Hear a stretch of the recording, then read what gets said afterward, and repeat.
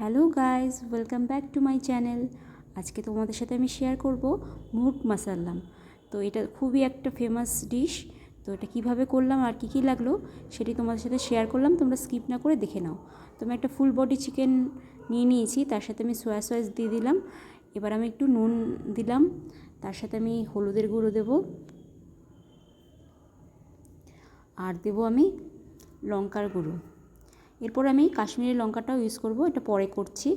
তো তার আগে আমি লঙ্কা বাটা, আদা বাটা আর রসুন বাটা একসাথে নিয়েছিলাম, সেটা আমি এর ওপর দিয়ে দিলাম। আমি সমস্ত মশলাটা একসাথেই আমি ভালো মতো মাখিয়ে নেব। যেটুকু এক্সেস থাকবে সেটা আমি রেখে দেবো, ওটা পরে কষানোর সময় আমি ইউজ করব। তো আমি কাশ্মীরি লঙ্কার গুঁড়োটা দিয়ে দিলাম। এবার আমি ভালো মতো মাখিয়ে নেব, যাতে পুরো বডিতে মশলাটা ভালো মতো ঢুকে যায়।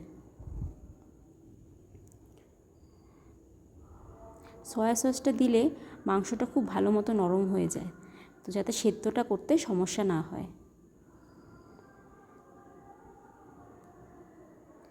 চারিদিকটা ভালো মতো আমি মাখিয়ে নিলাম। তো এটা আমি 1 ঘন্টা মতো রেখে দেবো। তোমাদের হাতে সময় কম থাকলে তোমরা আধ ঘন্টার মতো রাখতে পারো, বা তার বেশিও রাখতে পারো, কোনো অসুবিধা নেই। এবার আমি একটা সিদ্ধ ডিম এর মধ্যে দিয়ে দিলাম। এবার একটা প্যানে আমি তেল গরম করলাম, তার মধ্যে গোটা গরম মশলা দিলাম, তার মধ্যে কুচনো পেঁয়াজ দিয়ে দিলাম। এবার এই গোটা মুরগিটা আমি এর মধ্যে দিয়ে দেবো, আর এক পাশ ভালো করে ভাজা ভাজা করে তারপরে আবার আরেক পাশ ভালো মতো ভাজা ভাজা করব। ভালো মতো ফ্রাই হয়ে গেলে আমি যে মশলাটা ছিল আমার কাছে এক্সেস, সেটা আমি দিয়ে দেব। দিয়ে আবার একটু কষিয়ে নেব।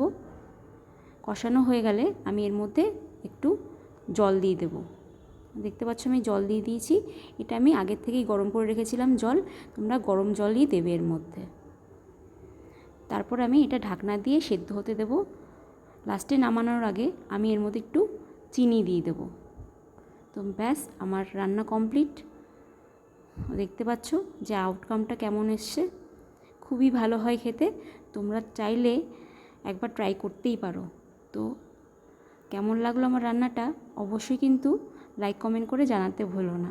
আর রেসিপিটা যদি ভালো লাগে অবশ্যই কিন্তু শেয়ার করে দিও, আর সাবস্ক্রাইব করে আমার পাশে থেকো।